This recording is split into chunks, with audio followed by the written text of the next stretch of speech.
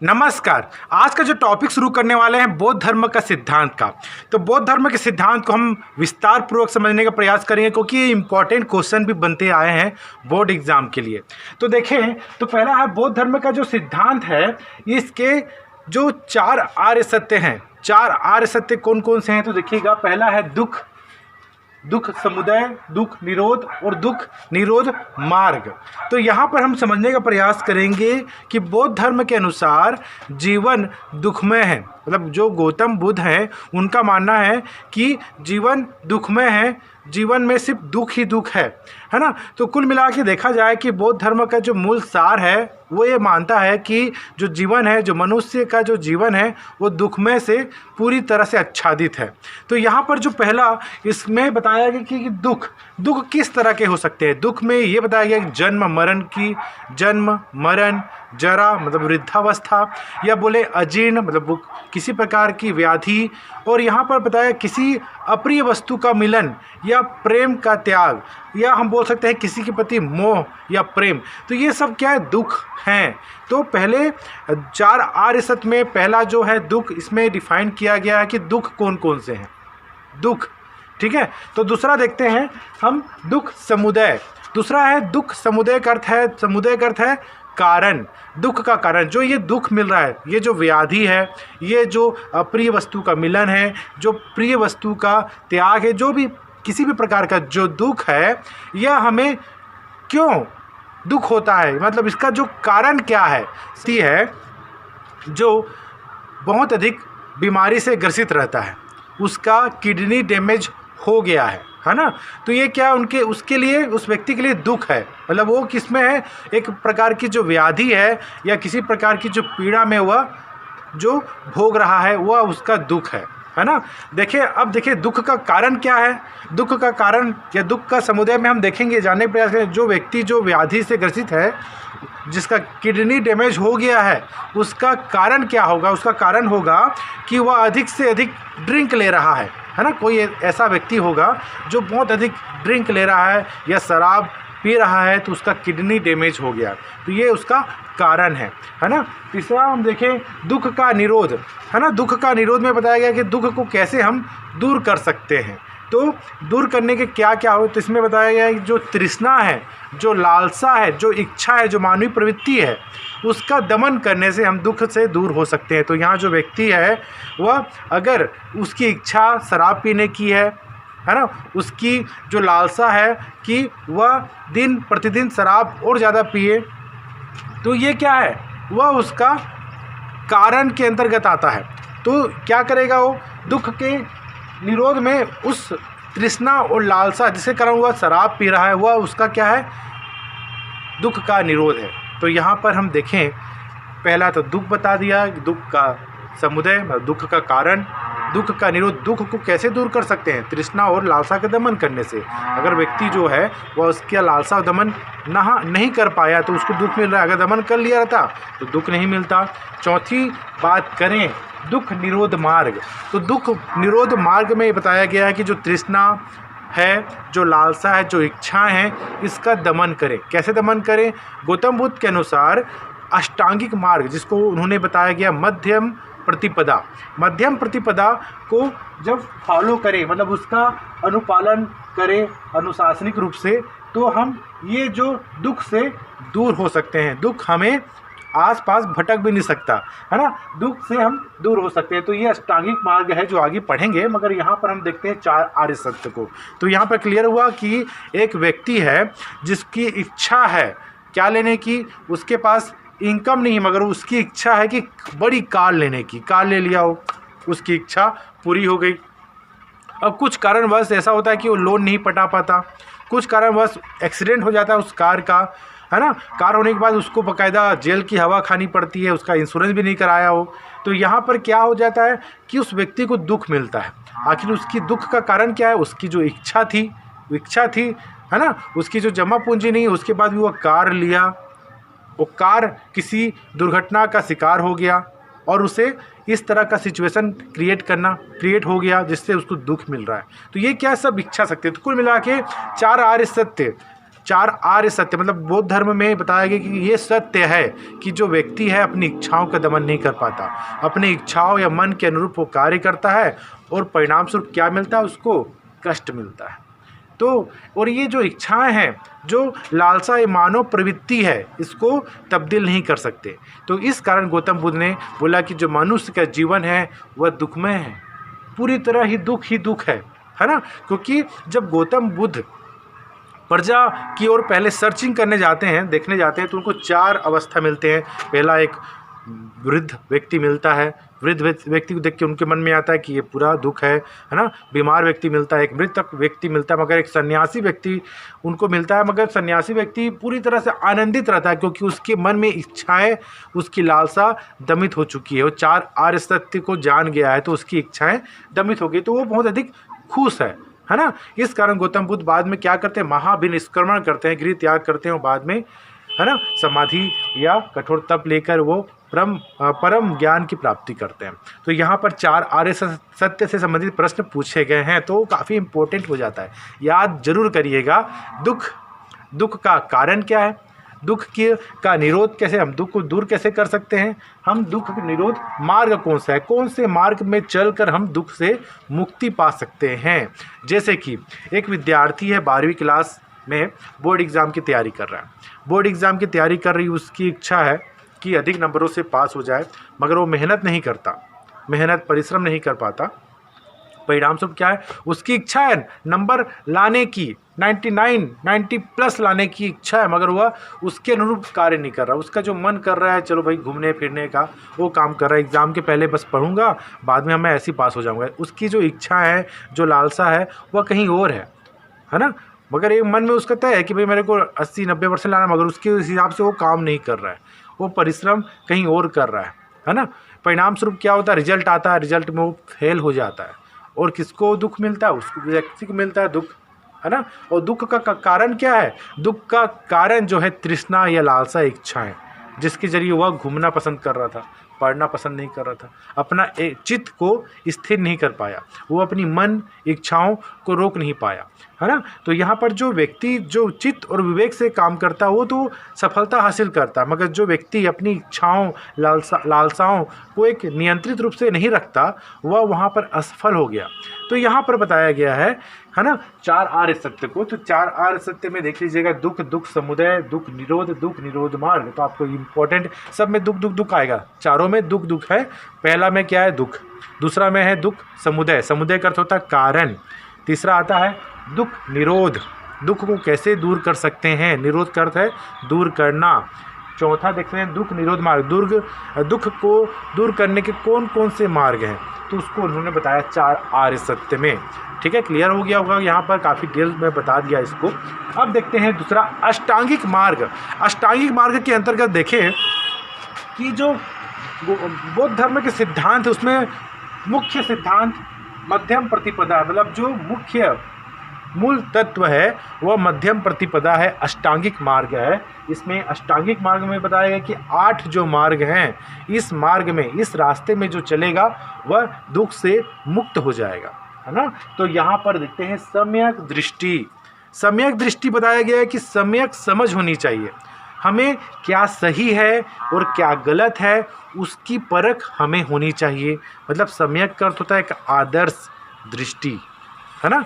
तो यहाँ पर बताया गया सम्यक दृष्टि, सब में सम्यक आएगा, बस जो बाजू वाला है उसका जो भाई है वो चेंज होता रहेगा, है ना। एक भाई बाकायदा वैसी का वैसी है, सम्यक, और दूसरा जो भाई है वो चेंज होता रहेगा। पहले दृष्टि आ गया, सम्यक दृष्टि, तो सम्यक दृष्टि में देखा कि हर व्यक्ति को सही या गलत की परख होनी चाहिए। ठीक है, दूसरा है सम्यक वाणी हमेशा मृदु वाणी का प्रयोग करना चाहिए, किसी के प्रति अपशब्द का प्रयोग ना करें, है ना। मृदु वाणी, है ना, वो जो वाणी है, जो भाषा है वह सही होना चाहिए, सभी के प्रति आदर सम्मान होना चाहिए। तो ये दूसरा है सम्यक वाणी। ठीक है, तीसरा है सम्यक संकल्प। कोई किसी कार्य को करने के लिए हमें संकल्प जरूरी है, बिना संकल्प के हम सफल भी नहीं हो सकते, है ना। अगर इसको मैं आज के समय परिभाषित करूं, अगर हमें नंबरों से, अच्छे नंबरों से पास होना है बोर्ड एग्ज़ाम में, मगर हमारे मन में संकल्प ही नहीं है। हमारे मन में संकल्प नहीं है कि हम अनुशासित रहें। अगर मन में आप संकल्पित हो जाते हैं कि मुझे अनुशासित रहना है, मुझे हर जो पूछे गए एग्ज़ाम है, मतलब जो विगत जो प्रश्नों के जो है ना आंसर, उसको सॉल्व करना है, नियमित रूप से मुझे पढ़ना है ना, नियमित पढ़ाई करना है, चाहे मेरा मन रहे या ना रहे, नियमित रूप से पढ़ना है, बाकायदा नोट्स बना के पढ़ना है। बहुत सारा जो संकल्प अगर आपने बांध लिया मन में, तो आपको सफलता जो आपको दिखाई दे रहा है, जहाँ तक आपको पहुँचना है, वो बिल्कुल दूर नहीं होगा, वो सफलता आपकी मुट्ठी में होगा। बस आपको संकल्प करना है। तो गौतम बुद्ध का मानना है कि किसी भी कार्य के लिए हमें संकल्पित होना है, या भौतिक वस्तु को प्राप्त करने के लिए हमें संकल्पित होना है। तो सम्यक संकल्प है ना। चौथा देखते हैं सम्यक कर्म। सद मार्ग में चलना चाहिए, है ना, हमेशा सत्कर्म करना चाहिए, है ना, सत्कर्म करना चाहिए, सद मार्ग में चलना चाहिए। तो कुल मिला के ये जो डील हो रहा है, ये तो बिल्कुल नैतिक शिक्षा की बात कर रहा है। तो नैतिक कर्म में दिखा गया कि सत्कर्म करने वाला हो, मतलब सत्कर्म करें, ये सदमार्ग में चलें, तो ये सम्यक कर्म हो गया। सम्यक आजीव में बताया गया है कि सम्यक हमें ईमानदारी कार्य करके, ईमानदारी पूर्वक हमें पैसा कमाना चाहिए और उसका मितव्यय करना चाहिए, है ना। हमें बताया गया है कि जो आजीविका है, जिसका भरण पोषण होता है हम व्यक्तियों को, है ना, वो कैसा होना चाहिए, ईमानदारी पूर्वक होना चाहिए, है ना। ठीक है।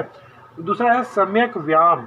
सम्यक व्यायाम का अर्थ हो गया है कि यहाँ पर कोई फिजिकल ये वाला व्यायाम नहीं ना, मतलब शारीरिक व्यायाम ना छोड़ के जो मानसिक व्यायाम होता है, मतलब हमारा जो मानसिक व्यायाम है, चित्त, हमारा जो विवेक है, हमारा जो फ्रेंड है, जो हमें सही मार्ग की ओर चलने के लिए प्रेरित करता है, हम उसकी ओर बाकायदा कसरत करें, मतलब हम उसका क्या करें, अधिक से अधिक यूज़ करें, है ना। हमारी इच्छाएं हैं, लालसा है, ललक है, तृष्णा है ना, ये जो है वो थोड़ा सा उसको हम कंट्रोल में रखें, होनी चाहिए, मगर उसको हम नियंत्रित रखें, हमारे ऊपर नियंत्रित होना चाहिए वो, ठीक है। मगर चित्त और विवेक का ही हमें क्या करना चाहिए, अधिक से अधिक फॉलो करना चाहिए। तो ये हम देखते हैं सम्यक व्यायाम में। सम्यक स्मृति, सम्यक मन वचन के जरिए, मतलब अपना जो कर्म है उसके प्रति हमेशा स्मरण रहनी चाहिए। तो यहाँ पर एक विद्यार्थी है ना, किस तरह से उसको स्मरण होना चाहिए, है ना। काक चेष्टा वको ध्यानम, मतलब वो बिल्कुल काक, मतलब कौवे के समान दृष्टि वाली होनी चाहिए, श्वान की तरह, मतलब क्या करना चाहिए, उसको हर चीज़ की खबर होनी चाहिए, है ना, मतलब पढ़ाई से संबंधित, है। तो यहाँ पर बताया गया है कि बाकायदा जो विद्यार्थी है अपने लक्ष्य के प्रति बिल्कुल एकाग्रचित होकर उसको क्या करना चाहिए, मेहनत करना चाहिए, है ना। तो बाकायदा उसकी स्मृति या उसका स्मरण होना चाहिए कि मुझे 12वीं में अच्छे नंबर से पास होना है और आने वाले समय में मुझे करियर बनाना है। तो ये सम्यक स्मृति होनी चाहिए, चाहे वो कुछ भी काम कर रहा है। बहुत सारी चीज़ें हैं, ग्रामीण क्षेत्र के जो विद्यार्थी हैं, पारिवारिक जो काम है उसमें भी सहयोग देते हैं। तो सहयोग करते करते भी अगर सहयोग कर रहे हैं, मगर माइंड में बाकायदा एक लक्ष्य होगा कि मैं ये जो सिचुएशन में मैं अभी पढ़ाई कर रहा हूँ, आने वाले समय में मैं एक सफल व्यक्ति होऊंगा, मगर इसी चीज़ों को मैं याद करूंगा कि वो समय में मैंने काफ़ी स्ट्रगल किया, तब मैंने ये हासिल किया। तो ये जो स्मरण है, हर कार्य करने में आपको स्मरण होना चाहिए कि आज मुझे इतना पढ़ना है, आज मैं नहीं पढ़ पाया तो आज मुझे एक्स्ट्रा पढ़ना है ना। हर चीज़ों में आपको स्मरण होनी चाहिए। हम देखें सम्यक समाधि की समुचित एकाग्रता, जो चित्त है हमारे मस्तिष्क में, उस चित्त को हम समुचित एकाग्रचित करें, है ना। तो ये है 8 अष्टांगिक मार्ग, मध्यम प्रतिपदा। तो यहाँ पर अष्टांगिक मार्ग को क्या करके फॉलो करके हम दुख से मुक्त हो सकते हैं। तो यहाँ पर प्रश्न पूछे गए बोर्ड एग्ज़ाम में, तभी मैं इतना डिटेल से बता रहा हूँ, है ना। ये जो एग्ज़ाम है 2019, है ना, और 2020 में जो सप्लीमेंट्री एग्ज़ाम हुआ था उसमें पूछा गया है, और 2020 में ये अष्टांगिक मार्ग को पूछा है। तो काफ़ी इंपॉर्टेंट हो जाता है बौद्ध धर्म के सिद्धांत को, है ना। ठीक है। तो ये बौद्ध धर्म की जो सिद्धांत हैं, 4 आर्य सत्य, अष्टांगिक मार्ग के बाद देखते हैं 10 शील आचरण। 10 शील आचरण में देखते हैं कि ये जो 10 आचरण हर व्यक्ति को जो बौद्ध धर्म का अनुसरण कर चुका है, बौद्ध भिक्षु जो है, उसे ये 10 आचरण करनी चाहिए, है ना। ठीक है। तो पहला है अहिंसा, जीवों की हत्या ना करे, अहिंसा के मार्ग में चलना, सत्य बोलना, अस्ते चोरी नहीं करना, है ना। किसी भी प्रकार की वस्तु को जो उसका मालिक कोई और है उससे बिना पूछे लेना भी नहीं है, ना उस वस्तु की चोरी करनी है तो हंसते, है ना। अपरिग्रह, अधिक संचय ना करें, जितना आपका दिन का गुजारा हो रहा है उतना आप कमा लिए, अपने लिए आप चला लीजिए, दूसरे दिन का संचय ना करें। संचय करने से क्या, इच्छा, लालसा, तृष्णा बढ़ जाती है। संचय किए और हुआ कि अगले दिन और ज़्यादा संचय करूं, तो इस तरह से जो मानव प्रवृत्ति क्या है, संचय में चला जाता है। अपना जो चित्त है, विवेक को पूरी तरह से वो दमित कर देता है। इच्छाएं, तृष्णा आगे बढ़ती जाती हैं और परिणाम स्वरूप क्या होता है, दुख मिलता है। इस कारण अपरिग्रह बोला गया है ना। ज़रूरत के हिसाब से ही संग्रह करें, है ना। यहाँ पर तो संग्रह को बहुत अधिक कम बोला गया है, अपरिग्रह। दूसरा देखें, ब्रह्मचर्य, ब्रह्मचर्य जीवन का पालन करें, है ना। ब्रह्मचर्य जीवन की पालन करें तो चित्त जो है एकाग्रचित होगा, है ना। हम देखें नृत्य व संगीत का त्याग, क्योंकि नृत्य व संगीत के जरिए ब्रह्मचर्य जीवन का पालन नहीं किया जा सकता, इसका नृत्य संगीत का त्याग करें, है ना। सुगंधित पदार्थों का त्याग, तो 10 शील आचरण में बौद्ध धर्म के सिद्धांत में बताया गया सुगंधित पदार्थों का त्याग, किसी प्रकार का जो आकर्षण ना रहे, है ना। तो ये सुगंधित वस्तुओं का त्याग, किसी प्रकार की जो डीओ परफ्यूम आजकल लगाते हैं ना, ये अगर बौद्ध धर्म के अनुसरण करने वाले हैं तो बाकायदा उसका परित्याग करें, क्योंकि ये हमें मोहित करते हैं, ये हमें इच्छाओं को बढ़ाते हैं। असमय भोजन का त्याग, टाइम बे टाइम खाना खाना, जैसे कि आजकल की जो फास्ट लाइफ हो गई है ना, बहुत जल्दी जल्दी खाना या टाइम बे टाइम खाना, तो ये जो है उस समय की बात करें तो बौद्ध धर्म के सिद्धांत में यहाँ देखें कि असमय भोजन का त्याग करना चाहिए। आपकी जो टाइमिंग है उसी टाइमिंग में ही भोजन करें और एक संतुलित भोजन करें, है ना। एक संतुलित भोजन से अधिक ना करें, है ना। तो ये बताया गया है असमय भोजन का त्याग। कोमल सैया का त्याग, है ना। कोमल सैया बाकायदा जो गद्देदार जो शयन कक्ष है में बाकायदा बेड है उसका त्याग करें, है ना। इसमें बताया गया जो बौद्ध भिक्षुणु जो हैं, जो बौद्ध संघ अपना लिए हैं, वो बाकायदा क्या करते हैं, जो भूमि के जो फर्श है उसमें सोया करते थे, है ना। उनके कक्ष में यह नहीं होता था, किसी प्रकार का किसी प्रकार के बेड नहीं हुआ करते थे, है ना। तो कोमल सैया का त्याग करना, कामनी कंचन का त्याग। तो इस प्रकार से 10 शील आचरण को बताया गया है कि बाकायदा किसी प्रकार की वस्तु जो हमें मोहित करती हैं उसका त्याग करना, है ना। ठीक है, कामनी कंचन का त्याग बोला गया है। तो इस प्रकार से 10 शील है, तो 10 शील है। तो इससे प्रश्न नहीं पूछे गए हैं, मैं 4 आर्य सत्य अष्टांगी मार्ग से प्रश्न पूछे गए हैं। मगर हम अगर देखें कि 8 नंबर का प्रश्न पूछ देता है बौद्ध धर्म के सिद्धांत, तो ये 10 शील या आचरण भी लिखने ही होंगे आपको, है ना। तो मैंने यहाँ पर डायग्राम बना दिया। अब देखते हैं अन्य सिद्धांत कौन सा है। क्षणिकवाद, मतलब जो बौद्ध धर्म का मानना है कि जो जीवन है, जो मनुष्य का जो जीवन है नश्वर है। दुखमय तो माना, मगर बोला भी कि ये नश्वर है, क्षणिक है ना। इसी को क्षणिकवाद कहा। जिस प्रकार से एक तप्त तवे पर एक इडली डोसा बनाने वाला जो व्यक्ति है ना, वो क्या करेगा, पानी की छींटे डालता है। छींटे डालने के साथ पानी की जो बूंदें हैं, छींटे हैं, वह तुरंत वाष्प बन के उड़ जाती है और उसका अस्तित्व उस तवे में रहता है कि जल का नहीं रहता। तो उसी प्रकार से मनुष्य का जीवन है, मनुष्य का जीवन नश्वर है और ये जो जीवन है वह अपने सत्कर्म में बिताए, है ना। इन आचरणों का पालन करे, अगर नहीं करता तो वह फिर से पुनर्जीवन लेगा, पुनर्जन्म लेगा और वही इच्छा तृष्णा वो हमेशा चलते रहेगा और इससे मुक्त नहीं हो पाएगा। तो यहाँ पर क्षणिकवाद में ये बताया गया है, क्षणिकवाद में जो मनुष्य का जो जीवन है नश्वर है, क्षणिक है ना, इसे सही सत्कर्म में लगाएं। दूसरा देखें अनिश्वरवाद। जैन धर्म की तरह भी बौद्ध धर्म अनिश्वरवाद है। भाई ईश्वर की सत्ता पर विश्वास नहीं करता, ठीक है, ईश्वर की सत्ता पर विश्वास नहीं करता, वो प्रकृति को मानता है ना। ठीक है। तीसरा देखें प्रतीत्य समुद्वाद। प्रतीत्य समुद्वाद ये प्रश्न पूछे गए हैं। प्रतीत्य समुद्वाद बोला कि हर वस्तु जो भौतिक रूप से हमें दिखाई देती है, चाहे ये ब्लैक बोर्ड है हमें दिखाई दे रही है, इसका जो ब्लैक बोर्ड का बनने के पीछे कुछ ना कुछ कारण है तभी ये बना है ना, और मेरा भी कारण है तभी मैं इसको लाया हूँ। मगर ये क्या है, ये भौतिक वस्तु क्या अधिक से अधिक 5 साल, 10 साल, 20 साल, 30 साल टिकेगी, उसके बाद क्या होगी, ये नष्ट हो जाएगी। तो प्रतीत समुत्पाद में ये बताया गया है कि हर कारण के पीछे, मतलब हर वस्तु की उत्पत्ति के पीछे कोई ना कोई कारण होता है, और जो वस्तु है वह नश्वर है, नष्ट हो जाएगा। तो प्रतीत समुत्पाद में बताया गया है कि हर कार्य के पीछे कारण होता ही है ना। अगर आप जाना है, आपको रायपुर आप जा रहे हैं, मगर उसके पीछे कुछ ना कुछ कारण तो है, रायपुर जा रहे हैं तो कुछ ना कुछ कारण है। तो यही प्रतीत समुत्पाद है कि जो हमारे आसपास जितनी भी भौतिक वस्तुएं दिख रही हैं, ये वृक्ष दिख रहे हैं, ये पहाड़ दिख रहे हैं, ये सब दिख रहे हैं, इसके पीछे है ना, ये जो पूरी तरह से कुछ न कुछ तो कारण है।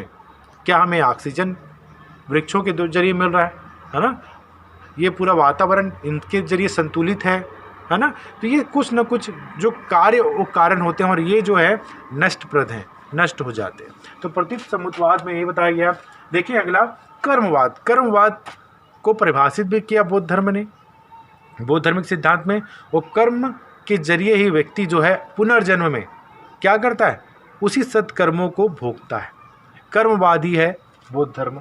अनात्मवाद, इसमें अनात्मवाद में देखें कि आत्मा जो है हमारे शरीर के साथ, जो व्यक्ति मनुष्य है वह नश्वर है। जो व्यक्ति है ना जन्म लिया है, मतलब जो व्यक्ति जन्म, मतलब हर व्यक्ति जन्म लेता है और ये नश्वर है, इसे क्या होना है, नष्ट होना है, मृत्यु प्राप्त करना ही है।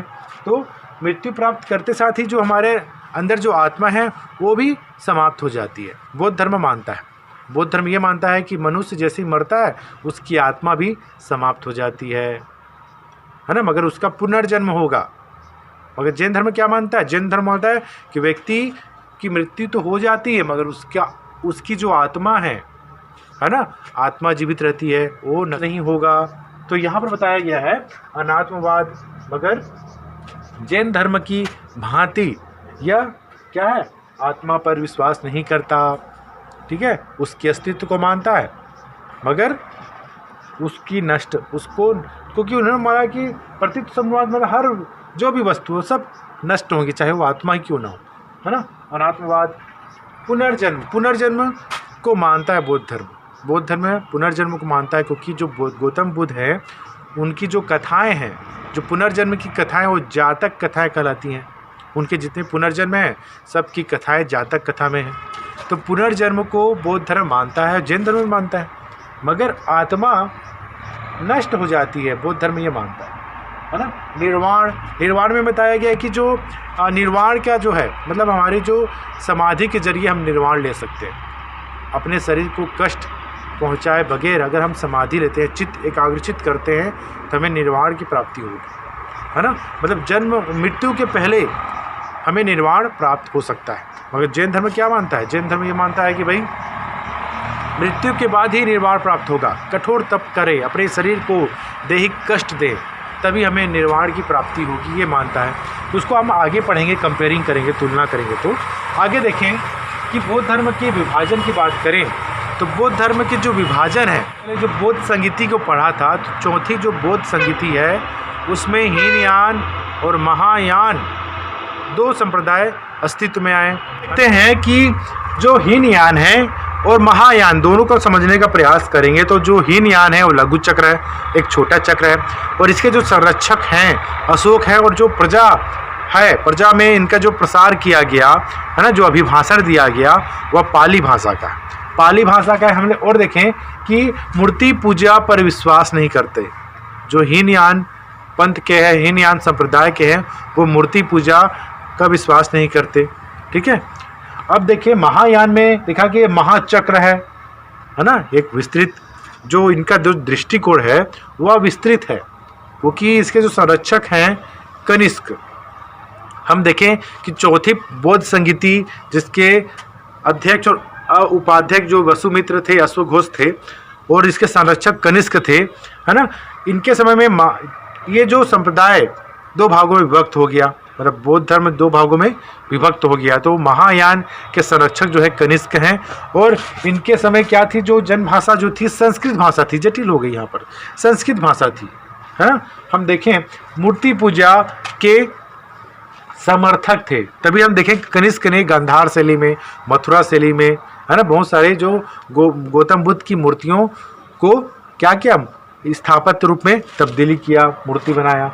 वज्रयान की बात करें, एक अलग है वज्रयान जो 8वीं शताब्दी के ईसा पूर्व मतलब 8वीं सदी के बाद अस्तित्व में आया वज्रयान, है ना। यहाँ जो वज्रयान में जो अनुयायी थे, ऐसे कार्य करते थे जो गोपनीय हो, मतलब जो स्त्री है, मदिरापान है ना, नशा है, इस तरह के जो कार्य करते थे और अपने आप को उससे मतलब गोपनीयता को दर्शाते थे, मतलब गोपनीय रखकर ये कार्य करते थे, है ना। तो यहाँ पर हम देखते हैं वज्रयान में माना गया कि गौतम बुद्ध की जो है ना पत्नी है तारा के रूप में माना गया है ना, ठीक है। और ये वज्रयान के कारण ही बौद्ध धर्म का अवसान होना शुरू हो जाता है। बौद्ध धर्म का जो प्रचार प्रसार है वह एक तरह का संकीर्ण होता शुरू हो जाता है, संकुचित होना शुरू हो जाता है। उसकी वजह वज्रयान है, क्योंकि वज्रयान में जो अनुयायी थे वह अनैतिक कार्यों में संलिप्त होने शुरू कर दिए। और इस धर्म का जो नैतिक विचार था, हमने देखा 10 शील, इसमें क्या काफ़ी अधिक चेंजेस आना शुरू हो गया। इसके कारण जो बौद्ध धर्म जो है उसका दायरा सीमित होना शुरू हो गया, इसके अनुयायियों की संख्या कम हो गई। इसके पीछे भी एक कारण शैव धर्म मतलब ब्राह्मण जो वैदिक जो धर्म है वो अपने में भी तब्दील लाता है, वो भी बहुत सारे शाखाओं में विभक्त हो जाता है। शैव शाखा मतलब शैव संप्रदाय, वैष्णव संप्रदाय, तो इस कारण भी इसका प्रसार थोड़ा सा प्रभावित होता है। हम देखें बौद्ध धर्म की क्या देन है। बौद्ध धर्म की जो देन है हम संक्षिप्त रूप से देखें तो 9 पॉइंट है। अहिंसा और शांति में बौद्ध धर्म की देन आप बता सकते हैं, है ना। दूसरा है मैत्रीपूर्ण संबंध, विदेशी जो राज्य है उसके बीच मैत्रीपूर्ण संबंध स्थापित हुआ, है ना। जो हम देख ही सकते हैं कि अशोक अपने पुत्र और पुत्री जो संघमित्रा और महेंद्र को श्रीलंका भेजते हैं बौद्ध धर्म के प्रसार के लिए, तो इस प्रकार के मैत्रीपूर्ण संबंध भी स्थापित हुआ, ये भी एक देन है बौद्ध धर्म का। सरल है ना। और देख सकते हैं कि ये जो बौद्ध धर्म है वह काफ़ी अधिक सरल रहा है। हम बात करें जो कर्मकांड थे, जटिल कर्मकांड की अपेक्षा ये धर्म काफ़ी सरल रहा है, क्योंकि इसकी भाषा भी पाली भाषा थी, प्राकृत भाषा थी। अगर जो वैदिक धर्म की बात करें वो संस्कृत भाषा थी जो जटिल था। हम देखें लोक साहित्य का सृजन हो गया, जातक कथाएं, बहुत सारी साहित्यों की का सृजन हो गया जिसके जरिए आम जनता भी उस चीज़ को पढ़ सकते थे, प्राकृत भाषा में था। हम देखें शिक्षा का प्रसार हुआ, ज्ञान विज्ञान, बहुत सारे महाविद्यालय भी खुले, विद्यालय भी खुले, वो बौद्ध धर्म, है ना। तो देख सकते हैं कि मठ की स्थापना हुई जहाँ पर शिक्षा का प्रसार किया गया। हम देखें 6वां स्थापत्य भवन मूर्ति कला का विकास जो है, देखें महायान संप्रदाय के संपर्क में थे कनिष्क ने बहुत सारे गांधार शैली में, मथुरा शैली में गौतम बुद्ध की मूर्ति की रचना की, मूर्ति कला का विकास हुआ, है ना। स्थापत्य कला, क्योंकि हम देखते हैं कि स्तूप हो गया, मठ हो गया, विहार हो गया, ये अच्छे उदाहरण है ना। बौद्धिक चेतना का देन, बौद्धिक चेतना का भी देन है। जो बौद्ध धर्म के विभिन्न जो सिद्धांत हैं, विभिन्न जो दृष्टि है, वो क्या करते हैं, बौद्धिक चेतना पर भी देन देते हैं। देखें अगला नैतिक आदर्श है, 10 शील जो आचरण है वो नैतिक आदर्श की बात करता है।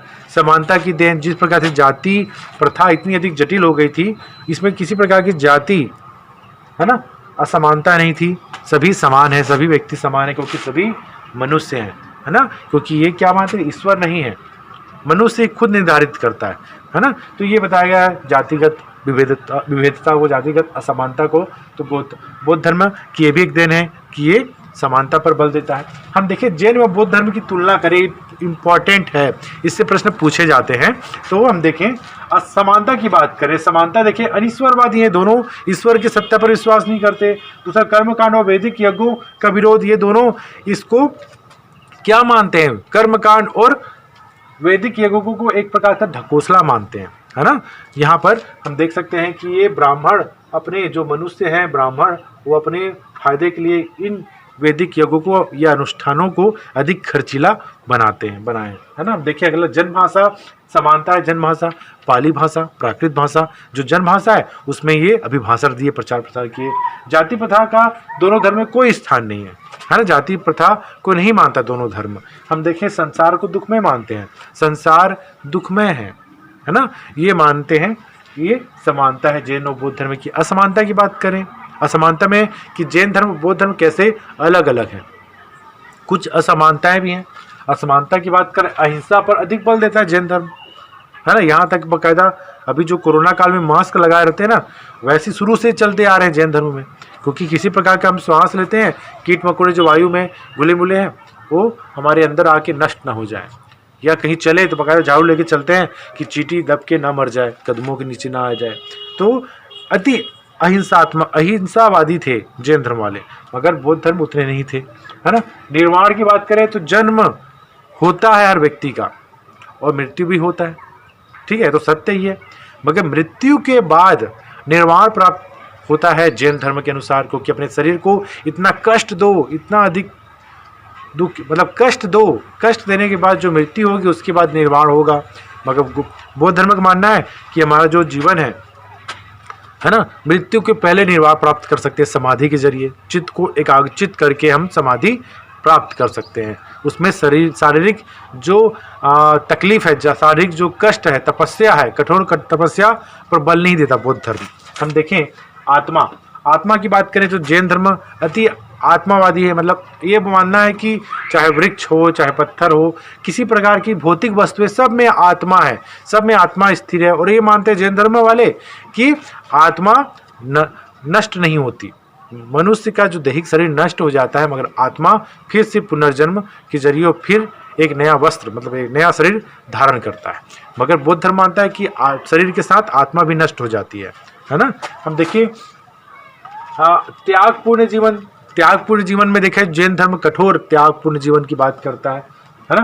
ब्राह्मण के प्रति बौद्ध धर्म कुछ उदार था, जैन धर्म बाकायदा ब्राह्मण के प्रति कठोर था, है ना।